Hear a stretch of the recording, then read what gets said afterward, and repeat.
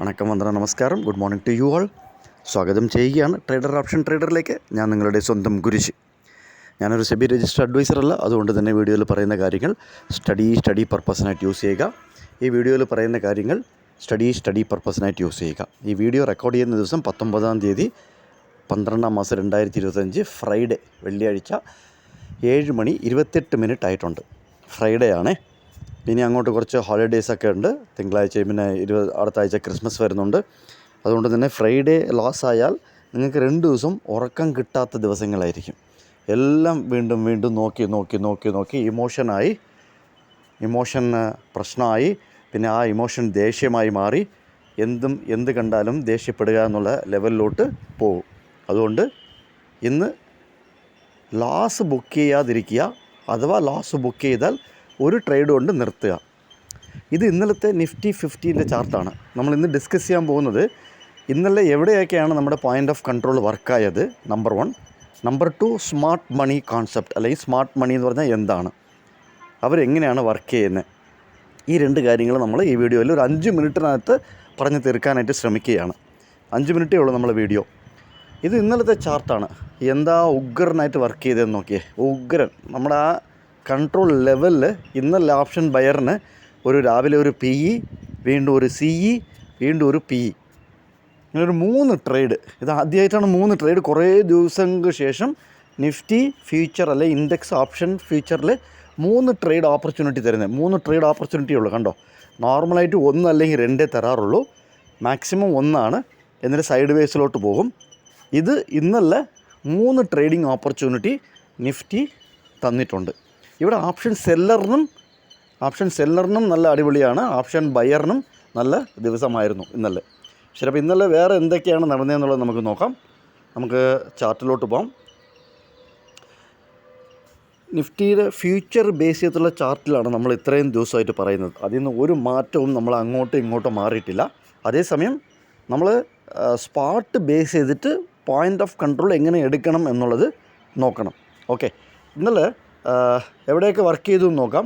രാവിലെ ഇത് Nifty സ്പോട്ടിൻ്റെ chart open ചെയ്യുകയാണ്. ഇത് വെച്ച് വേണം at the money, out of the money, in the മണിയൊക്കെ നമ്മൾ നോക്കാനായിട്ട്. സോ ഇന്നലെ ഇതായിരുന്നു നിഫ്റ്റിയുടെ സ്പോട്ടിൻ്റെ ചാർട്ടാണിത്. ഇവിടെയാണ് സപ്പോർട്ട് എടുത്തത് 9:45. 9:45 ക്ലോസ് വന്നിട്ട് 25,748.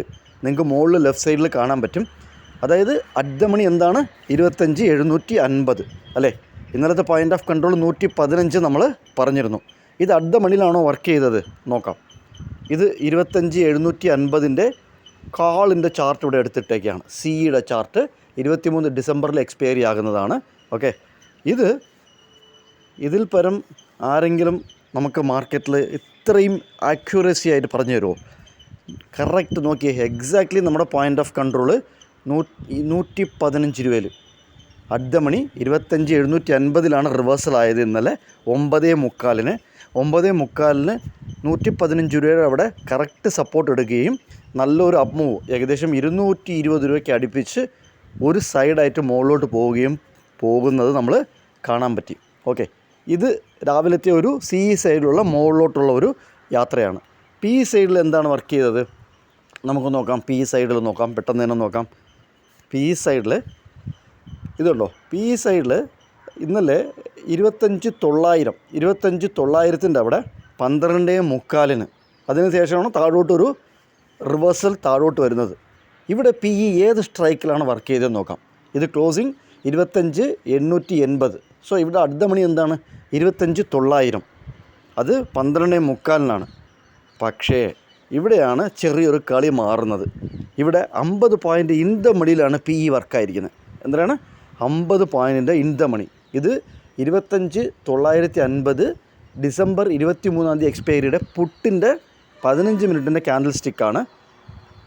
ഇവിടെ എങ്ങനെയാണ് വർക്ക് ചെയ്തത് നിങ്ങൾ തന്നെ നോക്കിയുള്ളൂ. 115 രൂപ സപ്പോർട്ട് എടുത്ത് പുട്ട് തിരിച്ച് റിവേഴ്സൽ 180 രൂപ വരയ്ക്കും പോയി. 115 നിന്ന് 180 വരെ പോയി.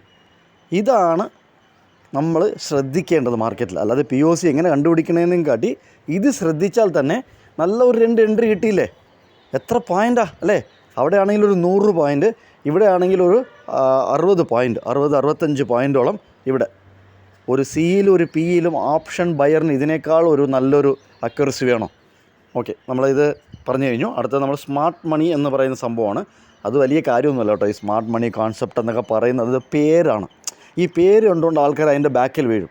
മനസ്സിലായില്ല? അതായത് ഈ എന്താ പറയുക, അതിൻ്റെ ഒരു ഇംഗ്ലീഷിൻ്റെ ഒരു പവർ ഉണ്ടല്ലോ. അത് ഇംഗ്ലീഷിൽ പറയുമ്പോഴത്തേക്ക് സ്മാർട്ട് മണി എന്ന് പറയുമ്പോഴത്തേക്ക് അതിനകത്തൊരു എന്താ പറയുക, ഒരു ഇതുണ്ടല്ലോ, ഹൈപ്പ്. ഈ ഹൈപ്പ് കണ്ടുകൊണ്ട് അതിൻ്റെ ബാക്കിൽ പോവും. അതൊന്നുമല്ല, വളരെ സിമ്പിളാണ്. സ്മാർട്ട് മണി എന്ന് പറഞ്ഞാൽ വളരെ സിമ്പിളാണ്. അവർ സെല്ലേഴ്സാണ്. വലിയ അതായത് ഫോർ എക്സാമ്പിൾ എന്താ പറയുക, FII എന്നൊക്കെ നമ്മൾ പറയാറില്ല. അതിനകത്ത് FII എന്ന് പറയുന്നത് അതിനകത്ത് വലിയ ട്രേഡിംഗ് ബ്രോക്കേഴ്സ് ഉണ്ട്. വലിയ ടീംസാണ്. അവർ ഇഷ്ടം പോലെ കോടിക്കണക്കിന് കാശ് വെച്ച് അവർ ചെയ്യുന്നതാണ്. അവർ ഈ സ്മാർട്ട് മണി കോൺസെപ്റ്റ് എന്ന് പറഞ്ഞു കഴിഞ്ഞാൽ അവർ സെല്ലേഴ്സാണ്, പ്യുവർലി സെല്ലേഴ്സാണ്. കാൾ സെല്ലറും പുട്ട് സെല്ലറുമാണ്.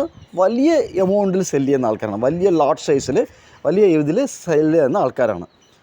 അത് നമുക്ക് നോക്കാൻ പറ്റും. ഇപ്പോൾ ഫോർ എക്സാമ്പിൾ ഇതിനകത്ത് പുവർ സെല്ലേഴ്സും കാണും, പുവർ സെല്ലേഴ്സും അതിനകത്ത് കാണും. ഇത് സ്പാട്ടിൻ്റെ 15 മിനിറ്റിൻ്റെ ചാർട്ട് ഓപ്പൺ ചെയ്യുകയാണ്. ഇതുണ്ടോ, ഈ ദിവസം 26-ാം തീയതി, ഈ ദിവസം കണ്ടോ, ഈ ദിവസം അതായത് 16 ഡിസംബറിൽ 26,000 തൊട്ട് താഴെയാണ് ഓപ്പൺ ഈക്വൽ ടു ഹൈ വെച്ചിട്ട് താഴോട്ട് വന്നത്. അപ്പോൾ ഇവിടെ എന്താണ്, ഇവർ കാൾ സെല്ലറായിട്ട് നോക്കണം.